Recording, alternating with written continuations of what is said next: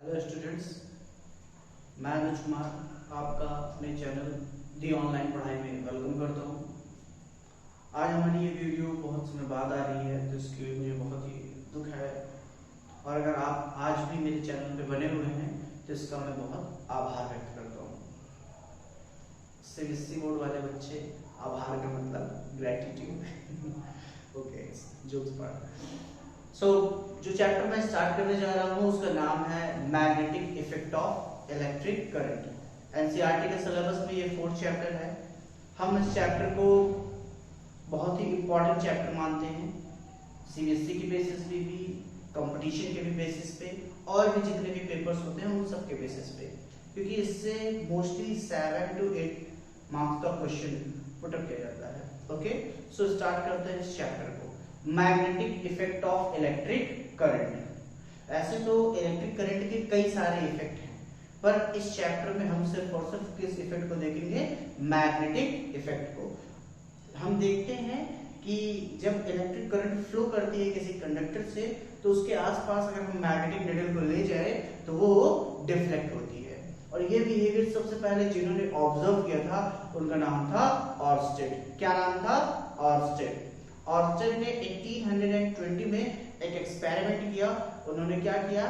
एक सर्किट बनाई, जो कि मैंने पहले से बना रखी है ताकि टाइम वेस्ट ना हो लिखने में। देख सकते हैं आप ये, और एक मैग्नेटिक निडल ली, और अगर ये मार्कर मैग्नेटिक निडल है, ये इसको, और इसके ऊपर उन्होंने वायर रखा कुछ डिस्टेंस पे।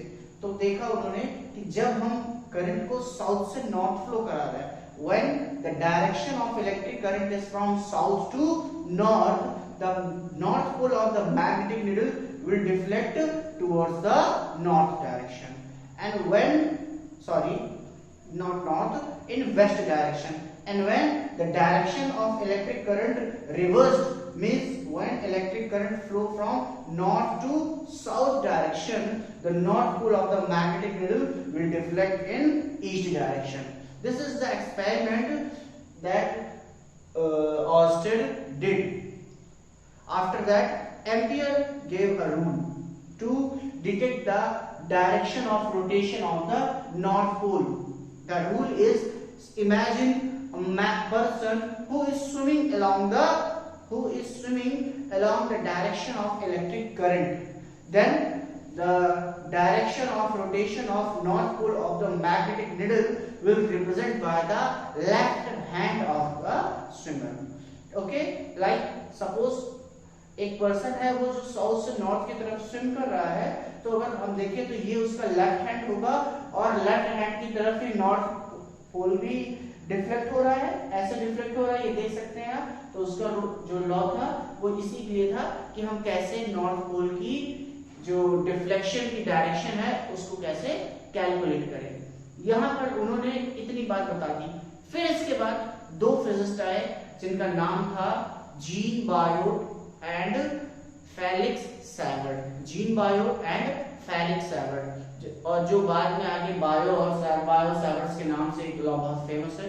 तो दोनों ने मिलकर के मैग्नेटिक फील्ड की वैल्यू कैलकुलेट की। उन्होंने देखा कि मैग्नेटिक फील्ड की वैल्यू कितनी है। तो आइए उसको आगे नीचे पढ़ते हैं कि क्या वैल्यू होती है मैग्नेटिक फील्ड की एक करंट कैरिंग कंडक्टर की वजह से। ओके, चलिए आइए स्टार्ट करते हैं बायो सैवर्ट्स लॉ। जैसे कि मैंने आपको बताया था थोड़ी देर पहले कि बायो और सैवर्ट्स दो अलग अलग साइंटिस्ट हैं। बायो और फेलिक्स सैवर्ट, इन दोनों ने मिलकर के मैग्नेटिक फील्ड कैलकुलेट किया था। किसकी वजह से मैग्नेटिक फील्ड है? ये एक छोटे से करंट एलिमेंट की वजह से मैग्नेटिक फील्ड है। तो इनका क्या फॉर्मूला था और इन्होंने कैसे क्या किया वो हम देखते हैं थोड़ा सा। ये एक we consider a wire in which I current is flowing, and we consider a very small current element that is dl, as you can see that. Okay, so the magnetic field is directly proportional to the current element. Magnetic field is directly proportional to the electric current flowing through it.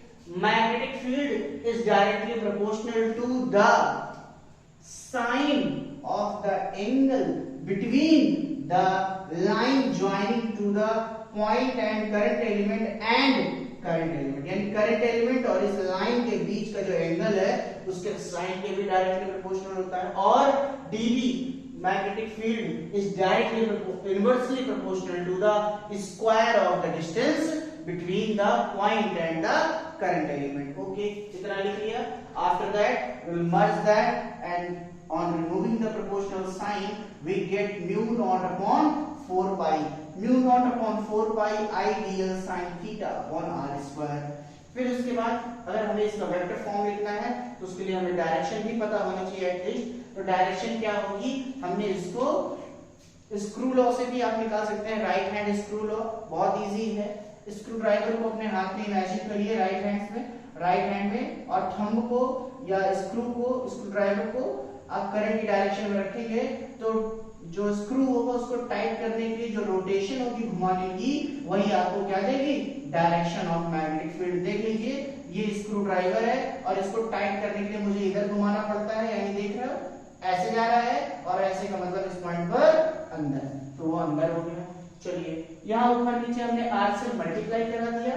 जब r से multiply कराया तो बेटा यहाँ r cube हो गया, और ये कितना हो जाएगा dl cross r.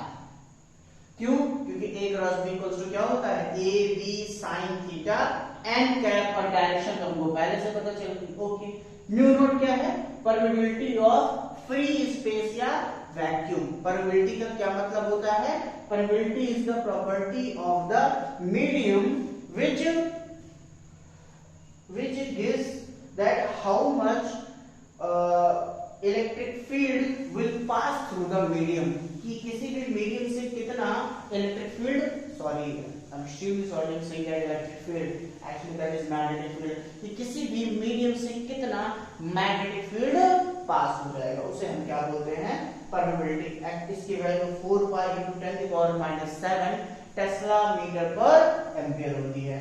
Magnetic field की यूनिट क्या होती है, टेस्ला और गॉस हम दोनों लिखते हैं. ओके, तो ये है इसकी वैल्यू, और ये रहा बायो-सैवर्ट्स लॉ. अब बारी है बायो-सैवर्ट्स लॉ के एप्लीकेशंस करने की. तो हम चल रहे हैं, सबसे पहला इसका एप्लीकेशन आता है और बहुत ही टिपिकल एप्लीकेशन है. एक्चुअली मैं कहूँ तो बहुत ही टेक्निकल है.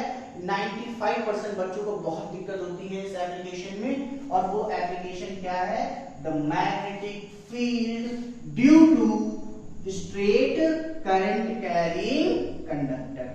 तो चलिए इसको स्टार्ट करते हैं और एक एक स्टेप करते हुए आगे बढ़ते हैं. बहुत ही सिंपल है, बस थोड़ा सा ध्यान रखिएगा बेटा, तुरंत हो जाएगा. देखिए ये एक वायर है और यहां पर एक पॉइंट क्या है, P. ओके, ये रहा पॉइंट P. हमारा काम क्या है, हम चाहते हैं इस AB वायर से इस कैपिटल R डिस्टेंस पर जो ये एक पॉइंट है, यहां पर हमें क्या पता चल जाए, magnetic field. We wish to calculate the magnetic field at point P. चलिए कैलकुलेट करते हैं बेटा. अब एक प्रॉब्लम ये आती है बेटा कि ये P पॉइंट तो यहाँ है R डिस्टेंस पर, तो यहाँ पर भी तो हो सकता है R डिस्टेंस पर, यहाँ पर, यहाँ पर, यहाँ पर, यहाँ पर, यानी इसके पैरेलल में हम कहीं पर भी ले लो वो भी R आ जाएगा. तो हम क्या करते हैं, इस P पॉइंट को फिक्स कर देते हैं. कैसे फिक्स करेंगे, हम यहाँ से इसके एक एंड से इसका एक एंगल अज्यूम करते हैं. सपोज ये एंगल बना रहा है φ1 और दूसरे एंड से एंगल बना रहा है φ2. ओके, ये एंगल बना रहा है φ2. ठीक है, ये हो गया φ1 और ये हो गया φ2. अब हमें क्या, हमारे पास क्या है भाई, बायो-सैवर्ट्स लॉ. बायो-सैवर्ट्स क्या बताता है, dB equals to mu naught upon 4 pi I dl sin theta over r square. The magnetic field due to current element. अब उसके लिए हमारे पास कहीं करंट एलिमेंट भी होना चाहिए. चलिए सपोज कर लेते हैं, इसको कुछ मान लेते हैं, ये सपोज O है. ठीक है, तो ये रहा आपका करंट एलिमेंट. ये हमने क्या किया, एक करंट एलिमेंट एज्यूम कर लिया और इसके एक एंड से ये P पॉइंट को मिला भी दिया. ठीक है, मैं इसको नाम दे दे रहा हूं, क्या नाम दे दें इसको, चलिए A B C D. Okay, और यहाँ पर करंट एलिमेंट और इस लाइन के बीच में जो एंगल है वो क्या है, थीटा। वो क्या है, थीटा। क्यों? क्योंकि थीटा क्या होता है, करेक्ट एलिमेंट और लाइन के बीच का एंगल होता है। इसकी वैल्यू कितनी होगी, स्मॉल आर। इसकी डिस्टेंस क्या है, स्मॉल आर। यहां तक समझ में आया? चलिए तो अब हम आगे बढ़ते हैं, अप्लाई करते हैं। क्या हमने एज्यूम किया है, we consider a straight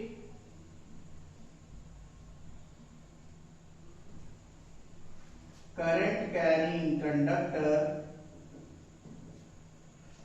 wire we wish to calculate the magnetic field, मैं MF से लिख रहा हूं, at point P which is at capital R distance to the wire,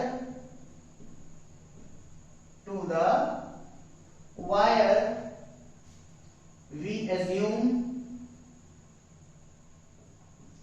a current element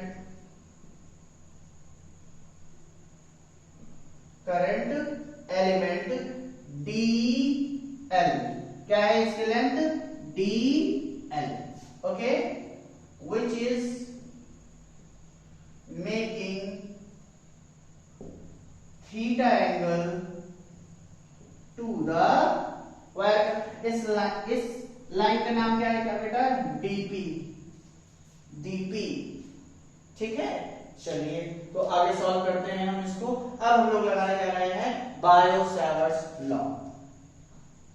DB equals to mu naught upon 4 pi IDL sine theta upon R square. ठीक है, ये हो गया बेटा DL sine theta upon R square. पर हमें तो सिर्फ क्या पता है, कैपिटल R phi1 phi2, तो बाकी सब हमारे लिए क्या है, वेरिएबल। तो सबको क्या करेंगे, हम रिप्लेस कर देंगे। चलिए इसको हम फर्स्ट इक्वेशन एज्यूम करते हैं और अब हम DL साइन थीटा हटाना चाहते हैं। देखिए जरा, ये रहा DL, यहां से मैं इस पर एक परपेंडिकुलर ड्रॉप करता हूं लाइक दिस, और मैं नाम दे रहा हूं CDE। क्या नाम है इसका, CDE। अगर आपको यहां ये नहीं दिखता, और इसके सेकंड ये जो C है, C से मैं इस P पॉइंट पर एक और लाइन ड्रॉ कर रहा हूं, ये इसको मिला दिया, और ये जो एंगल बनाती है ये कितना है, इसे हम नाम दे रहे हैं, पहले मैं ये जो R है इसका नाम दे रहा हूं, ये है फाई। कितना है, फाई। और ये जो छोटा वाला एंगल है इसका हमने क्या बोल दिया, D फाई। ठीक है, इतनी सी बात, ये हो गया। अब इसको सॉल्व करते हैं बेटा। CDE, इसमें देखिए जरा, ये DL है, ये थीटा है, तो हम कहीं DL साइन थीटा को रिप्लेस कर सकते हैं। करिए, इन ट्रायंगल CED क्या लिख सकते हैं, sine theta equals to perpendicular upon hypotenuse. Sine theta equals to perpendicular हो गया आपका CE, और हाइपोटेन्यूज क्या हो गया, CD। तो sine theta equals to CE, और CD की वैल्यू है DL, तो CE equals to DL sine theta. इसको ये एज्यूम कर लीजिए, ये सपोज ये आपकी सेकंड इक्वेशन है। चलिए और आप देखिए, इसको देखिए बेटा, D फाई स्मॉल r है, ये भी अप्रॉक्स स्मॉल r होगा, क्योंकि दो लाइंस पे अगर परपेंडिकुलर ड्रॉप कर दो तो उन दोनों की लेंथ सेम हो जाती है, तो ये r तो ये भी r। तो ये बताइए एंगल इक्वल्स टू क्या होता है, angle equals to arc upon radius. Angle equals to arc upon radius होता है, और यहां पर एंगल कौन है, D फाई, आर्क कौन है, CE, रेडियस कौन है, स्मॉल r। तो मैं क्या लिखूंगा, फ्रॉम द फिगर, कहां से, फिगर से, फ्रॉम द फिगर क्या, angle equals to arc upon radius, D phi equals to CE upon small r। तो सीई की वैल्यू क्या आ जाएगी, आर डी फाई। ये आपका हो गया थर्ड इक्वेशन। समझ में आ रहा है यहां तक? आइए अब आगे बढ़ते हैं। सीई आ गया। अब बेटा आर और कैपिटल आर में रिलेशन चाहिए आपको। देखिए उसका रिलेशन वो कैसे आएगा, in triangle POD, POD cos phi equals to cos phi, ये रहा cos phi ब्लू से पूरा बड़ा सा बना हुआ है, cos phi cos equals to क्या होता है, बेस अपॉन हाइपोटेन्यूज, और बेस कहाँ है, कैपिटल आर, हाइपोटेन्यूज कहाँ है, स्मॉल आर, तो क्या हो जाएगा capital R upon small R, यानी small R equals to capital R upon cos phi। ये हो गया आपका फोर्थ इक्वेशन। सो अब हम इन सारी वैल्यूज को जा रहे हैं फर्स्ट में पुट करने। सो स्टार्ट करते हैं from first equation, dB equals to mu naught upon 4 pi RE dl sin theta की वैल्यू कितनी है, CE upon R square from 2। ठीक है, आगे बढ़ते हैं। CE आ गया हमारा, CE को रिप्लेस कर सकते हैं R d phi से, तो क्या लिखेंगे,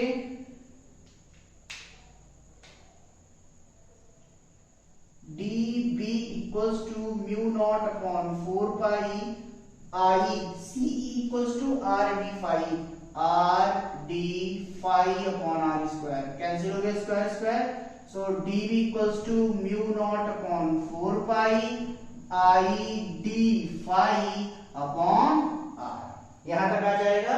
अभी देखिए स्मॉल r भी आपको नहीं पता, हमारे पास इसका भी रिप्लेसमेंट है, क्या लिख देंगे, capital R upon cos phi, और ये कहां से आया, फ्रॉम थर्ड। चलिए तो उसे भी लिखते हैं और इसको आगे ले चलते हैं, dB equals to mu naught upon 4 pi I d phi upon cap small r भी बहुत नीचे हो जाएगा, मैं चाहता हूं कि इसे ऊपर लिखूं। ठीक है, तो चलिए ऊपर लिखते हैं, इसको हटा देते हैं यहां से।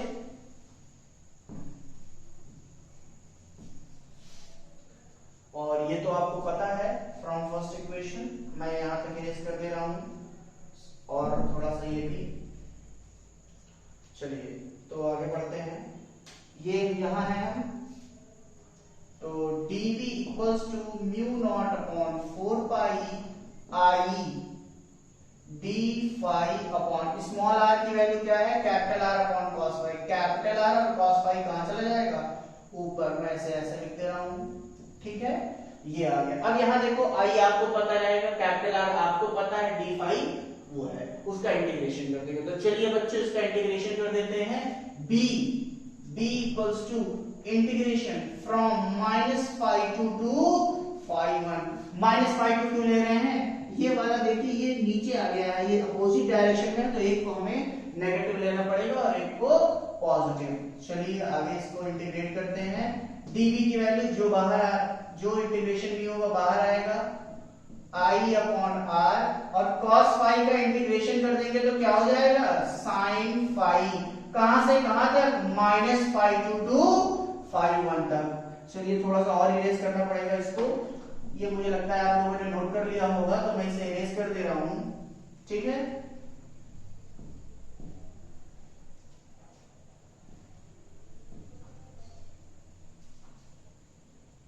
चलिए तो क्या हो जाएगा, b equals to mu naught upon 4 pi I upon capital R, sin phi की जगह phi 1 पुट करिए, sin phi 1 minus of sin minus phi 2, ये हो गया। तो b equals to mu naught upon 4 pi I upon R sin phi 1 plus sin phi 2। आप सब सोच रहे होंगे सर यहाँ माइनस था तो आपने प्लस कैसे लिखा, बेटा sine minus theta equals to minus sine theta. देखिए मैं लिख दे रहा हूं, sine minus theta equals to minus sine theta. ये रूल होता है, ट्रिग्नोमेट्री वाले मैथमेटिक्स के बच्चे जानते हैं, और सपोज अगर कोई बायो का बच्चा नहीं गया तो ये उसके लिए है। तो ये आपका आ गया magnetic field due to current carrying conductor which is carrying I current. Okay, so ये बहुत आसान है। आपको क्या करना है, dV equals to mu naught upon 4 pi I dl sin theta upon r square में से dl sin theta upon r square को हटाना है। क्यों? क्योंकि अगर आपको एक वायर मैं दे दूं तो आप उसमें dl r थीटा ये सारे वेरिएबल्स की वैल्यू आप बता नहीं पाएंगे, वो it would be complicated, so we have to remove all those variables. Okay, we just take those which was given, like phi 1 phi 2 is already given, capital R is known and I is known. Okay, so अब हम इसके कुछ special cases करते हैं, जैसे case number 1 क्या है, when point lie near one end। अगर ये पॉइंट P यहां ना होता और यहां कहीं होता तो क्या होता, देखिए जरा, ये देखिए ये वाला इससे कोई एंगल बना रहा है नहीं, तो फाई 1 कितना हो गया 0, फाई 1 कितना 0, फाई 2 कितना हो गया 90, फाई 2 कितना हो गया 90, तो B इक्वल्स टू क्या हो जाएगा, mu naught upon 4 pi I upon R sine 0 plus sine 90, ये आ जाएगा। तो B equals to mu naught upon 4 pi I upon R, sine 0 की वैल्यू 0, साइन 90 की वैल्यू 1, तो B equals to mu naught I upon 4 pi R, ये आ गया magnetic field. ठीक है, मैं इसे रिमूव कर इरेज कर दे रहा हूं, और भी केसेस हैं इसके बेटा, वो सारे हम इसी वीडियो में देख लेते हैं, ताकि नेक्स्ट वीडियो में हम आए तो कुछ नया पढ़ाते हैं आपको। ठीक है, केस नंबर 2,